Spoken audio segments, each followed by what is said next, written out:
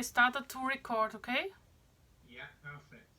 Okay, so just tell me who you are and what your role is. You know, who are you and where are you from and what's your job?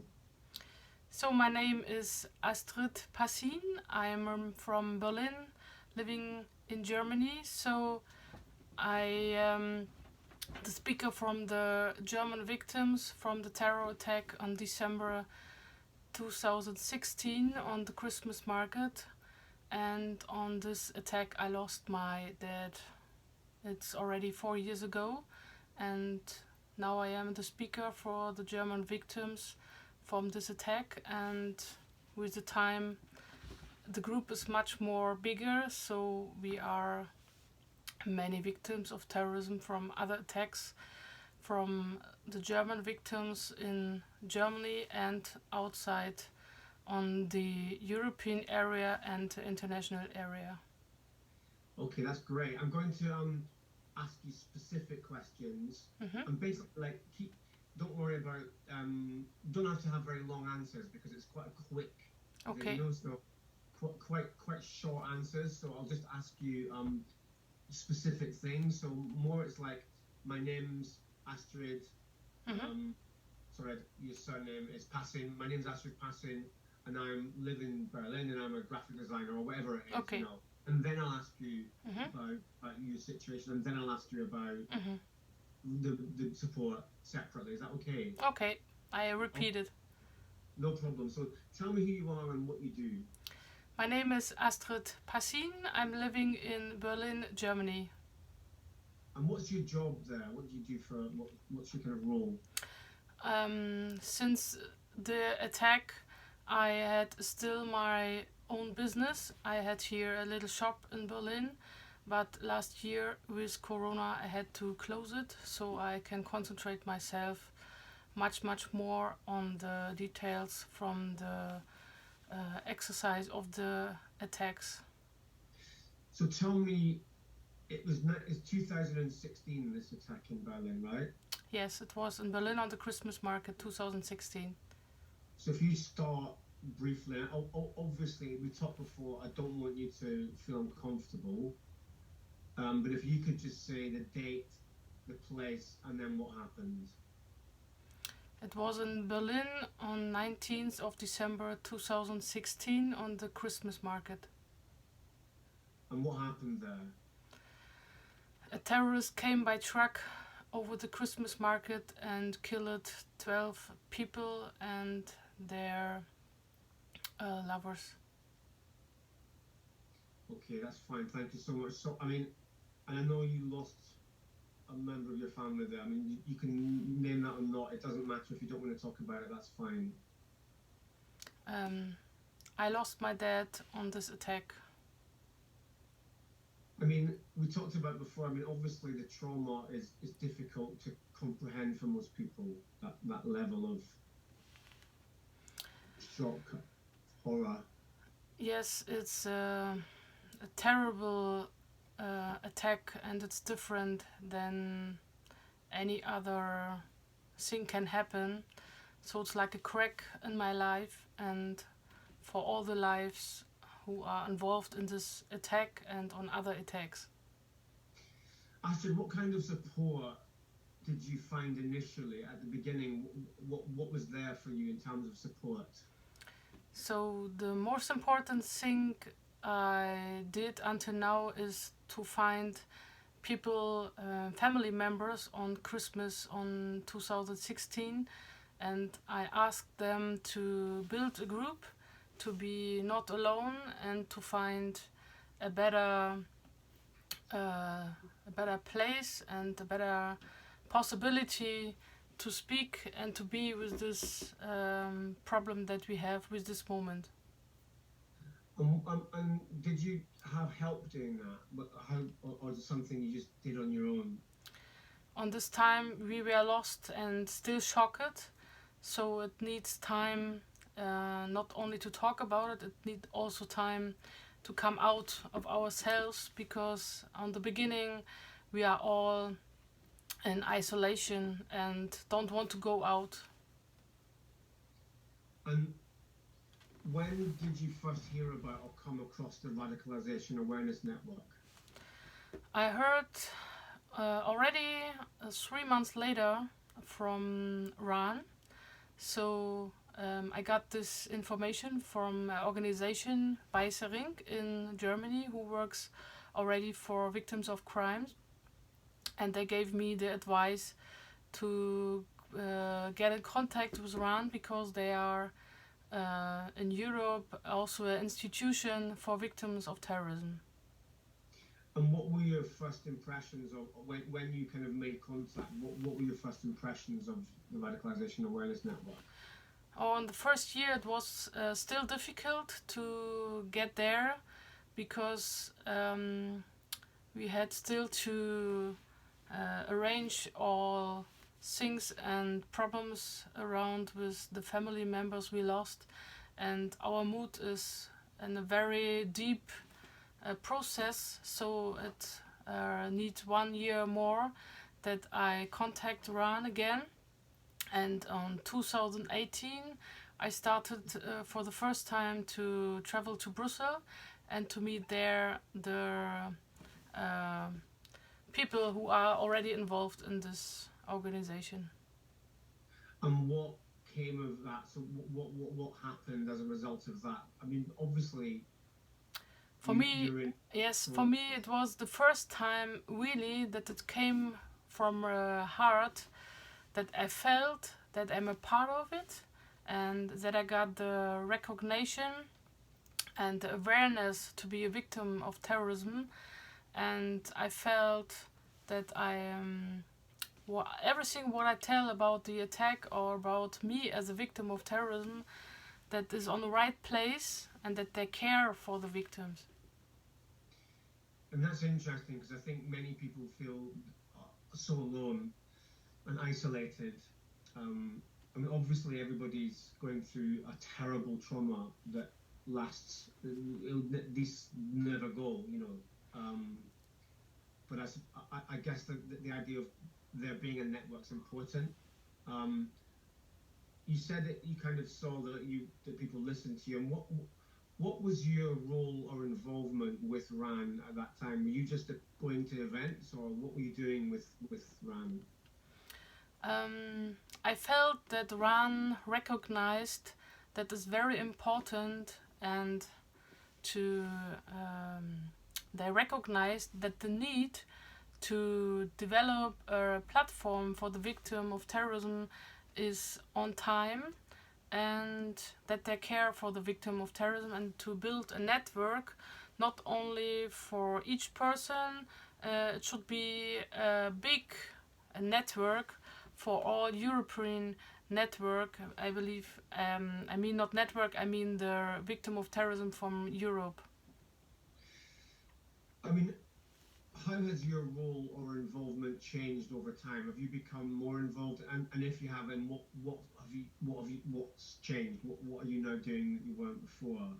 You know. Before, you are very quiet and alone with your own minds, with your ideas, what you could change, what you could do with the problem that you have inside your heart.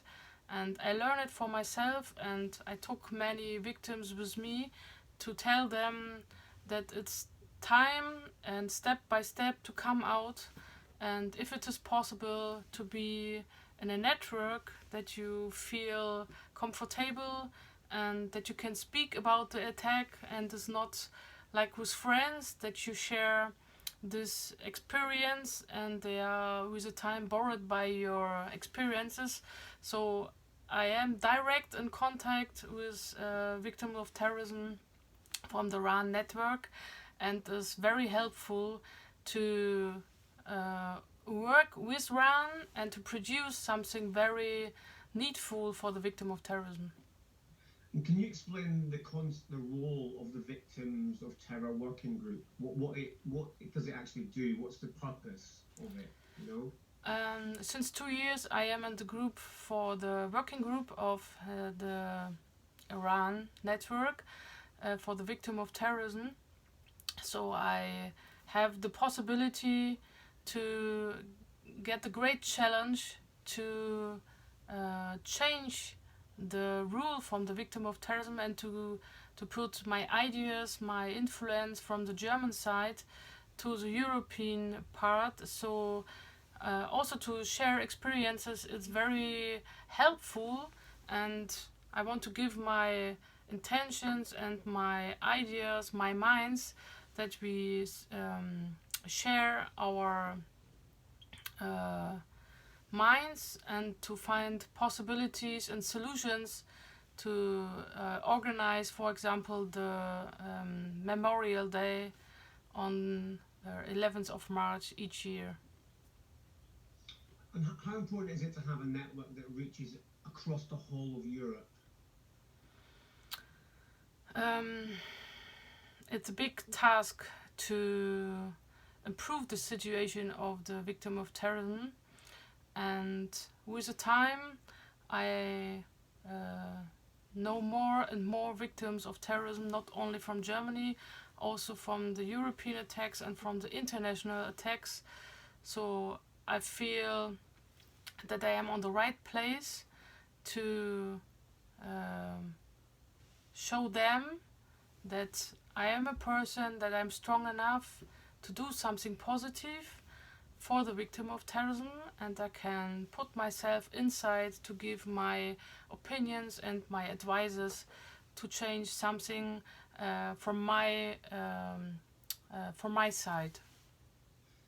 I mean, you said that it's helped you personally to kind of not feel alone, and you were saying you were in yourself, and it helped you to kind of go out and maybe see other people who are going through similar situations to you. I Mm-hmm. mean, how do you think that being in RAN helps victims in general? Do you think it's got that effect on many people, or in terms of working together and sharing? Unfortunately, it's the political situation and time that we are living now that we have to work with terrorism. That's a pity, but we should learn that on the other side, with this danger, we have to live with it and to build a strategy for the victims that they come out from their situation, and to give them the feeling that they are not alone, to give them solidarity and to give them a place to be and to speak about, and from these experiences to take a good investment for the future. What is a good option and a good way to help them is a very important strategy from RAN. And with the time, I know more and more people from RAN, so it's also a good work for me, and I have a good feeling that I can put myself inside to help. And how does one help in terms of understanding what role victims can play in preventing or countering violent extremism? I mean, that's a change that's happened recently, and people seeing not just victim support, but victims having a voice and being able to help Mm-hmm. people in the future, and helping people to understand the impact. I mean, can you tell me about that? I got the feeling with the time that we have a lot of silent victims, victims that they are still in their own position to be passive in their life, that they are quiet and they have not the mood, the motivation, or the power to come out and to say uh, what they need and what is good for them. So I try to come in contact with them, very careful, and time by time it's more possible to go a step more forward. That's experience that I made in the last years, that we need to be very sensible with the victims of terrorism, because it's a very strange situation in their lives. So it gives me more the power that I am be able to do it now after 4 years, and I even feel by myself that with each year it's much better, and the step more farther from the attack to do something more new, a new step to do something what is very important for myself, and to give that to the victims and to tell them that it's better to be in the group, and if they want, they can follow us, or they are passive but included. And I guess each person has their own time scale and their own kind of sensitivities as well. Mm-hmm. You know, and you just have to respect that, right? Yes. Um, I mean, I know there is for some people who feel able to, they maybe sometimes go and speak to young people or go and visit people and try and work to prevent things happening. So working with local communities, Mm-hmm. Sharing their experiences and actively seeking to try to stop these things happening in the future. Mm-hmm. Is that something that you're involved with through RAN? Is that something that you do, or is that not part of the RAN network approach? Yes, RAN makes possible to come in contact with authorities and with people who works already for the European Commission and are on this position to decide already from the experience of the victims that they met from such a congress, for example, to get an imagination how it is to be on that side, and not to come out, to be not active. And I believe time by time they also get the awareness to change something for the victim of terrorism, and with the possibility to come to Brussels or to Amsterdam to meet members from RAN, it's important to share and to find a solution that is for many way of thinkings of the victim of terrorism, to find a platform to come together. And has the approach to victims of terror changed over the years, as far as you can see? Yes, like the political situation is all over the world in a strange situation. I can notice that there's already a step forward that we can speak even about the terrorism, even if it is from the left side or from the right side or from the Islamistic terror.